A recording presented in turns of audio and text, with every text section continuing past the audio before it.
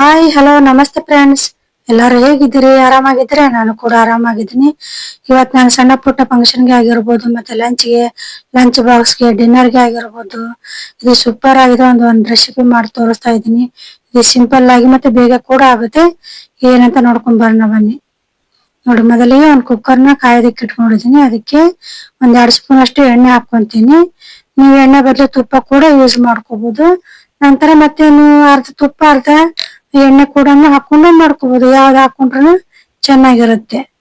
ನಂತರ ಇದಕ್ಕೆ ಪನ್ನೀರ್ ಹಾಕೊಂತೀನಿ. ಪನ್ನೀರ್ನ ಸ್ವಲ್ಪ ಫ್ರೈ ಮಾಡ್ಕೊಳ್ಳೋಣ. ಫ್ರೈ ಮಾಡ್ಕೊಂಡು ಹಾಕೊಂಡ್ರೆ ಟೇಸ್ಟ್ ಸೂಪರ್ ಆಗಿರುತ್ತೆ. ಅದಕ್ಕೆ ಪನ್ನೀರ್ ಹಾಕೊಂಡದನ್ನ ಫ್ರೈ ಮಾಡ್ಕೊಳ್ಳೋಣ. ನೋಡಿ, ಸ್ವಲ್ಪ ಕಲರ್ ಚೇಂಜ್ ಆಗ್ಲಿ. ಫ್ರೈ ಆದ್ರೆ ಸಾಫ್ಟ್ ಆಗಿ ಚೆನ್ನಾಗಿರುತ್ತೆ, ಟೇಸ್ಟ್ ಕೂಡ ಚೆನ್ನಾಗಿರುತ್ತೆ. ನೋಡಿ, ಇದು ಸ್ವಲ್ಪ ಆದಷ್ಟು ನೀವು ದಪ್ಪ ತಳೆಯರಂತ ಪಾತ್ರೆ ತಗೊಂಡು ಮಾಡ್ಕೋಬಹುದು. ನೀವು ಇದರಲ್ಲಿ ಫ್ರೈ ಮಾಡ್ಕೊಂಡು ಬೇರೆ ಪಾತ್ರೆಯಲ್ಲಿ ಒಗ್ಗರಣೆ ಕೂಡ ಕೊಡ್ಬೋದು. ನೋಡಿ, ಇವಾಗ ಇಷ್ಟು ಫ್ರೈ ಆಗಿದೆ. ಇಷ್ಟು ಫ್ರೈ ಆದ್ರೆ ಸಾಕು. ಇವಾಗ ಒಂದು ಪ್ಲೇಟ್ಗೆ ತಕೊಂಡೋಣ ಇದನ್ನ. ನೋಡಿ, ಅದಕ್ಕೆ ನೀವು ಆದಷ್ಟು ದಪ್ಪ ತಳೆಯೋ ಪಾತ್ರೆ ತಗೊಳ್ಳಿ. ಇವಾಗ ನಾನು ಇದ್ರಲ್ಲೆನ ಒಗ್ಗರಣೆ ಹಾಕೊಂತೀನಿ. ಸ್ವಲ್ಪ ಚಕ್ಕೆ ತಗೊಂಡಿದೀನಿ, ಒಂದು ಚಕ್ಕರೆ ಮೊಗ್ಗು ತಗೊಂಡಿದೀನಿ, ಒಂದ್ 4-5 ಲವಂಗ ತಗೊಂಡಿದೀನಿ. ಇದೆಲ್ಲ ಇದಕ್ಕೆ ಹಾಕೊಂತೀನಿ. ನಂತರ ಇದಕ್ಕೆ ಒಂದೆರಡು ಚಿಕ್ಕ ಚಿಕ್ಕ ಪಲಾವ್ ಎಲೆ ಹಾಕೊಂತೀನಿ. ಹಾಕೊಂಡು ಇದನ್ನು ಕೂಡ ಫ್ರೈ ಮಾಡ್ಕೋಬೇಕು. ನೋಡಿ, ಇದು ಸ್ವಲ್ಪ ಚೆನ್ನಾಗಿ ಫ್ರೈ ಮಾಡ್ಕೊಂಡ್ರೆ ಸ್ಮೆಲ್ ಕೂಡ ಘಮ ಕೂಡ ಚೆನ್ನಾಗಿರುತ್ತೆ. ನಂತರ ಇದಕ್ಕೆ ಒಂದು ಈರುಳ್ಳಿನ ಕಟ್ ಮಾಡಿ ಇಟ್ಕೊಂಡಿದ್ದೀನಿ. ಈ ತರ ಉದ್ದಕ್ಕೆ ಕಟ್ ಮಾಡಿ ಇಟ್ಕೊಂಡಿರ್ಬೇಕು. ಅದನ್ನು ಕೂಡ ಹಾಕೊಂತೀನಿ. ನೀವು ದೊಡ್ಡ ಸೈಜ್ ಇದ್ರೆ 1 ತಗೊಳ್ಳಿ, ಚಿಕ್ಕ ಚಿಕ್ಕ ಇದ್ರೆ 2 ಈರುಳ್ಳಿನ ತಗೊಳ್ಳಿ. ಇದನ್ನೆಲ್ಲ ಹಸಿ ವಾಸನೆ ಹೋಗೋವರೆಗೂ ನೀಟಾಗೆಲ್ಲ ಫ್ರೈ ಮಾಡ್ಕೋಬೇಕು. ಇದೆಲ್ಲ ಚೆನ್ನಾಗಿ ಫ್ರೈ ಆಗ್ಲಿ. ಇವಾಗ ಇದಕ್ಕೆ ಒಂದು ಮಸಾಲೆನ ಗ್ಯಾಸ್ ಸ್ಟವ್ನ ಸಣ್ಣ ಇಟ್ಕೊಂಡು ಇದಕ್ಕೆ ಮಸಾಲೆನ ರೆಡಿ ಮಾಡ್ಕೊಳ್ಳೋಣ ಬನ್ನಿ. ನೋಡಿ, ಒಂದ್ ಮಿಕ್ಸರ್ ಜಾರ್ ತಗೊಂಡೇನೆ. ಅದಕ್ಕೆ ಒಂದ್ 2-3 ಮೆಣಸಿನ್ಕಾಯಿ ಹಾಕೊಂತ ಇದ್ದೀನಿ, ಹಸಿ ಮೆಣಸಿನ್ಕಾಯಿ. ನಂತರ ಇದಕ್ಕೆ 1 ಇಂಚ್ ಅಷ್ಟು ಹಸಿ ಶುಂಠಿ ಹಾಕೊಂತಿದ್ದೀನಿ. ಇದಾದ ನಂತರ ಇದಕ್ಕೆ ಒಂದು 10-12 ಬೆಳ್ಳುಳ್ಳಿ ಹೆಸಳನ್ನ ಹಾಕೊಂತೀನಿ. ನೀವು ಕ್ವಾಂಟಿಟಿ ನೋಡಿ ತಗೋಬಹುದು. ನಂತರ ಇದಕ್ಕೆ ಒಂದು ಕೊತ್ತಂಬರಿ ಸೊಪ್ಪು ಹಾಕೊಂತ ಇದ್ದೀನಿ. ನೋಡಿ, ಈ ತರ ಎಳೆ ಕಡ್ಡಿ ಇರುತ್ತಲ್ವಾ, ಎಳೆ ಕಡ್ಡಿ ಸಮೇತನ ನಾನು ಹಾಕೊಂತೀನಿ. ರುಬ್ಬೋದಕ್ಕೆ ಈ ತರ ಎಳೆ ಕಡ್ಡಿನ ಹಾಕೊಂಡ್ರೆ ಘಮ ತುಂಬಾ ಚೆನ್ನಾಗಿರುತ್ತೆ. ಅದಕ್ಕೆ ನಾನು ಕಡ್ಡೆ ಸಮೇತನ ಹಾಕೊಂಡಿದ್ದೀನಿ. ನಂತರ ಇದಕ್ಕೆ ಒಂದು ಟೊಮೊಟೊನ ಹಾಕೊಂತ ಇದ್ದೀನಿ. ನಾವು ಒಗ್ಗರಣೆಗೆ ಕೂಡ ನಂತರನು ಕೂಡ ಟೊಮೊಟೊ ಹಾಕೊಂತೀನಿ, ಸ್ಕಿಪ್ ಮಾಡಿದೆ. ನೋಡಿ, ಇವಾಗ ಅದನ್ನ ರುಬ್ಕೊಂಡ್ ಬಂದಿದ್ದೀನಿ. ಅದನ್ನ ಮಸಾಲಾನ ನೋಡಿ, ಇಷ್ಟು ಸಣ್ಣ ಇದ್ರೆ ಸಾಕು. ಇವಾಗ ಈರುಳ್ಳಿ ಫ್ರೈ ಮಾಡ್ಕೊಳಕ್ ಇಟ್ಕೊಂಡಿದ್ದಲ್ವ, ಅದನ್ನ ನೋಡೋಣ ಬನ್ನಿ. ನೋಡಿ, ಈರುಳ್ಳಿ ಎಲ್ಲ ಚೆನ್ನಾಗಿ ಫ್ರೈ ಆಗಿದೆ. ನೋಡಿ, ನೀವು ಮಸಾಲಾನೆಲ್ಲ ಫಸ್ಟ್ ರುಬ್ಕೊಂಡು ಕೂಡ ಮಾಡ್ಕೋಬಹುದು. ಇದು ಫ್ರೈ ಆಗಷ್ಟೇ ಟೈಮ್ ಇತ್ತಲ್ವ, ಅದಕ್ಕೆ ನಾನು ಮಾಡ್ಕೊಂಡೆ. ನಂತರ ಇವಾಗ ಒಂದ್ ಚಿಕ್ಕ ಟೊಮೊಟೊನ ಹಾಕೊಂತ ಇದ್ದೀನಿ. ನಾನು ರುಬ್ಬುವಾಗ ಹಾಕೊಂಡಿದ್ದೀನಿ, ಮತ್ತೆ ಇವಾಗ ಕೂಡ ಹಾಕೊಂಡಿದ್ದೀನಿ ಟೊಮೊಟೊನ. ಇದನ್ನೆಲ್ಲ ಚೆನ್ನಾಗಿ ಫ್ರೈ ಮಾಡ್ಕೋಬೇಕು. ನೋಡಿ, ಇದೆಲ್ಲ ಟೊಮೊಟೊ ಮೆತ್ತಗಾಗೋ ಹಾಗೆ ಫ್ರೈ ಮಾಡ್ಕೋಬೇಕು.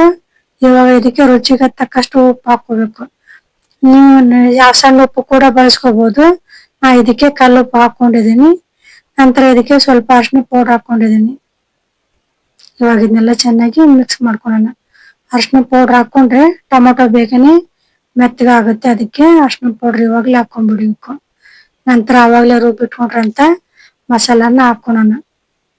ಅವಾಗ್ಲೇ ಶುಂಠಿ, ಬೆಳ್ಳುಳ್ಳಿ, ಹಸಿಮೆಣಸಿನ್ಕಾಯಿ ಅವನ್ನೆಲ್ಲ ಹಾಕೊಂಡಿದ್ವಲ್ವಾ, ಅದನ್ನೆಲ್ಲ ನೀಟಾಗಿ, ಅದು ಕೂಡ ಹಸಿ ಆಗಿರುತ್ತಲ್ವ, ಅದಕ್ಕೆ ಸ್ವಲ್ಪ ಎಣ್ಣೆಲಿ ಫ್ರೈ ಮಾಡ್ಕೊಳ್ಳೋಣ.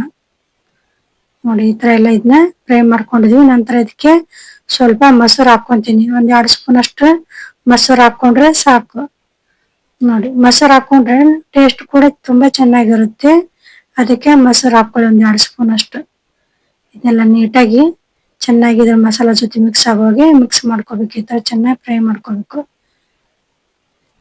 ನಂತರ ಇದಕ್ಕೆ ಒಂದೂವರೆ ಸ್ಪೂನ್ ಅಷ್ಟು ನಾನು ಅಚ್ಚ ಖಾರದ ಪೌಡರ್ ಹಾಕೊಂತೀನಿ. ನೀವು ಖಾರ ನೋಡ್ಕೊಂಡು ಹಾಕೊಳ್ಳಿ. ಯಾಕಂದ್ರೆ ಮತ್ತೆ ಆಲ್ರೆಡಿ ಹಸಿಮೆಣಸಿನ್ಕಾಯಿ ಕೂಡ ಹಾಕೊಂಡಿದೀವಿ.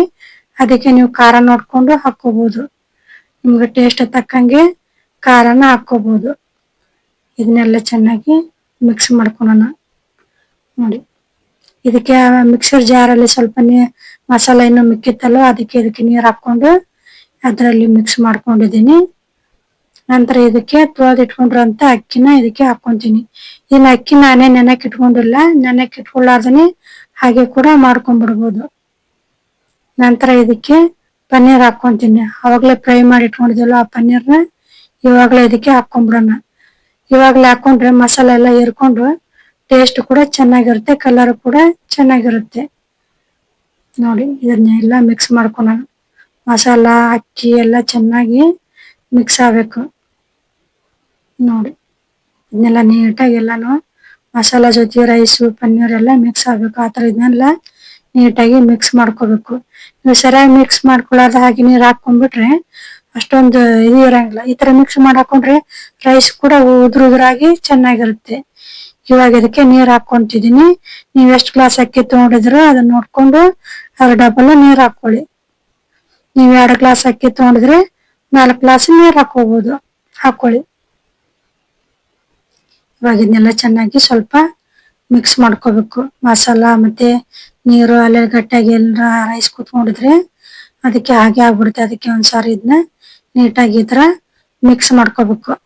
ನೋಡಿ ಈ ತರ ನೀಟಾಗಿ ಎಲ್ಲಾನು ಮಿಕ್ಸ್ ಮಾಡ್ಕೊಂಡಿದೀನಿ. ನಂತರ ಇವಾಗ ಇದಕ್ಕೆ ನೀವು ಬಿರಿಯಾನಿ ಪೌಡರ್ ಇದ್ರೆ ಬಿರಿಯಾನಿ ಮಸಾಲಾ ಪೌಡರ್ ಹಾಕೋಬಹುದು, ಇಲ್ಲ 1-2 ಸ್ಪೂನ್ ಅಷ್ಟು ಗರಂ ಮಸಾಲಾ ಪೌಡರ್ ಹಾಕೊಂಡಿದೀನಿ ನಾನು. ನೋಡಿ ಇವಾಗ ಇದನ್ನ ಸ್ವಲ್ಪ ಮಿಕ್ಸ್ ಮಾಡ್ಕೊಂಡ್ಬಿಡ್ತೀನಿ. ನೋಡಿ ಇವಾಗ ಕುಕ್ಕರ್ ಮುಚ್ಚೋಣ. ನೀವು ಕುಕ್ಕರ್ 2 ವಿಷಲ್ ಆದ್ರೆ ಆಗುತ್ತೆ. ನಿಮ್ಗೆ ಅರ್ಜೆಂಟ್ ಇದ್ರೆ 3 ವಿಷಲ್ ಹೊಡಿಸ್ಕೊಂಡು ತೆಗೆದು ಬಿಡಿ. ಇಲ್ಲ ಪರವಾಗಿಲ್ಲ ಸ್ವಲ್ಪ ಟೈಮ್ ಇದೆ ಅಂದ್ರೆ 2 ವಿಷಲ್ ಹೊಡಿಸ್ಕೊಂಡು ಗ್ಯಾಸ್ ಸ್ಟವ್ ಮೇಲೆ 5-10 ನಿಮಿಷ ಬಿಟ್ಟು ಓಪನ್ ಮಾಡ್ಕೊಂಡ್ರೆ ರೈಸ್ ಆಗಿ ಚೆನ್ನಾಗಿರುತ್ತೆ. ಇವಾಗ ನೋಡಿ 2 ವಿಷಲ್ ಆಗಿದೆ. ಗ್ಯಾಸ್ ಸ್ಟವ್ ಎಲ್ಲ ಆಫ್ ಮಾಡ್ಕೊಂಡು ವಿಷಲ್ ತಣ್ಣಗಾಗಿಂದಾಗ ಓಪನ್ ಮಾಡ್ಕೊಂತೀನಿ. ನೋಡಿ ಮಸಾಲ ಎಲ್ಲ ಮೇಲ್ಗಡೆ ಬಂದಿದೆ. ಇವಾಗ ಇದಕ್ಕೆ 1 ಸ್ಪೂನ್ ಅಷ್ಟು ತುಪ್ಪ ಹಾಕೊಂತೀನಿ. ನಿಮ್ಗೆ ತುಪ್ಪ ಇಷ್ಟ ಇದ್ರೆ ಹಾಕೋಬಹುದು, ಬೇಡ ಅಂದ್ರೆ ಸ್ಕಿಪ್ ಮಾಡ್ಕೋಬಹುದು. ತುಪ್ಪ ಹಾಕೊಂಡ್ರೆ ಮಕ್ಕಳಿಗೆ ಎಲ್ಲರಿಗೆ ಘಮ ಕೂಡ ಚೆನ್ನಾಗಿರುತ್ತೆ, ಟೇಸ್ಟ್ ಕೂಡ ಬೇಸಿರುತ್ತೆ. ಇವಾಗ ಇದನ್ನೆಲ್ಲ ನೀಟಾಗಿ ನಿಧಾನಕ್ಕೆ ಮಿಕ್ಸ್ ಮಾಡ್ಕೋಬೇಕು. ನೋಡಿ ಸುತ್ತಕ್ಕೂ ಫಸ್ಟ್ ಎರ್ಜಿರ್ತಲ್ವಾ ಆ ಕಡೆನೆಲ್ಲ ಸುತ್ತಕ್ಕೂ ಅದನ್ನ ನೀಟಾಗಿ ಬಿಡಿಸ್ಕೋಬೇಕು. ನೀವು ಜೋರಾಗಿಲ್ಲ ಮಿಕ್ಸ್ ಮಾಡ್ಕೋಬಾರ್ದು. ಜೋರಾಗಿ ಮಿಕ್ಸ್ ಮಾಡ್ಕೊಂಡ್ರೆ ರೈಸ್ ಎಲ್ಲ ಒಡೆದು ಬಿಡುತ್ತೆ. ಅದಕ್ಕೆ ನಿಧಾನಕ್ಕೆ ಮಿಕ್ಸ್ ಮಾಡ್ಕೊಳ್ಳಿ. ನೋಡಿ ಈ ತರ ನಿಧಾನಕ್ಕೆ ಮಿಕ್ಸ್ ಮಾಡ್ಕೋಬೇಕು. ನೋಡಿ ಲಂಚ್ ಬಾಕ್ಸ್ಗೆ ಆಫೀಸ್ಗೆ ಬೇಗನೆ ಆಗುತ್ತೆ, ಸೂಪರ್ ಆಗಿರುತ್ತೆ. ಇವಾಗ ಇದನ್ನ ಪ್ಲೇಟ್ಗೆ ಹಾಕೊಂತೀನಿ. ನೋಡಿ ಸಣ್ಣ ಪುಟ್ಟ ಫಂಕ್ಷನ್ಗಳಿಗೆ ನಾವೇ ಮನೆಯಲ್ಲಿ ಸುಲಭವಾಗಿ ಮಾಡ್ಕೋಬಹುದು. ನೋಡಿ 8-10 ಜನಕ್ಕೆ 20 ಜನಕ್ಕೆ ನಾವೇನೆ ಆರಾಮಾಗಿ ಸುಲಭವಾಗಿ ಮನೆಯಲ್ಲಿ ಮಾಡ್ಕೋಬಹುದು. ಇದ್ರ ಜೊತೆ ಮೊಸರು ಬಜ್ಜಿ ಕೂಡ ಮಾಡ್ಕೊಂಡು ತಿನ್ಬೋದು. ಆಲ್ರೆಡಿ ನಾನು ಹಿಂದಿನ ವಿಡಿಯೋದಲ್ಲಿ ಮೊಸರು ಬಜ್ಜಿ ಮಾಡೋದನ್ನ ತೋರಿಸಿದ್ದೀನಿ. ಲಿಂಕ್ ನ ಕೊಟ್ಟಿರ್ತೀನಿ, ನೀವು ಚೆಕ್ ಮಾಡ್ಕೋಬಹುದು. ಅದು ಕೂಡ ಸೂಟ್ ಆಗುತ್ತೆ. ನೀವು ಹಾಗೆ ಕೂಡ ತಿನ್ಬೋದು, ಚೆನ್ನಾಗಿರುತ್ತೆ. ಇವಾಗ ಇದಕ್ಕೆ ಮೇಲ್ಗಡೆಗೆ ಸ್ವಲ್ಪ ಕೊತ್ತಂಬರಿ ಸೊಪ್ಪು ಹಾಕೊಂಡ್ಬಿಡೋಣ. ನೋಡಿ ಸೂಪರ್ ಆಗಿರುತ್ತೆ. ನೀವು ಕೂಡ ಟ್ರೈ ಮಾಡಿ. ನೋಡಿ ಲಂಚ್ ಬಾಕ್ಸ್ಗೆ ಬೇಗನೆ ಕಟ್ಬೋದು.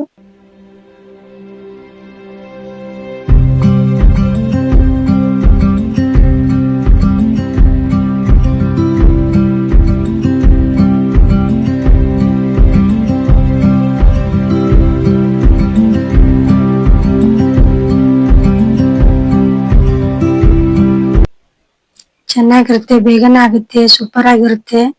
ದೇವರೆಲ್ಲರಿಗೂ ಒಳ್ಳೇದ್ ಮಾಡಿ. ನಮಸ್ಕಾರ.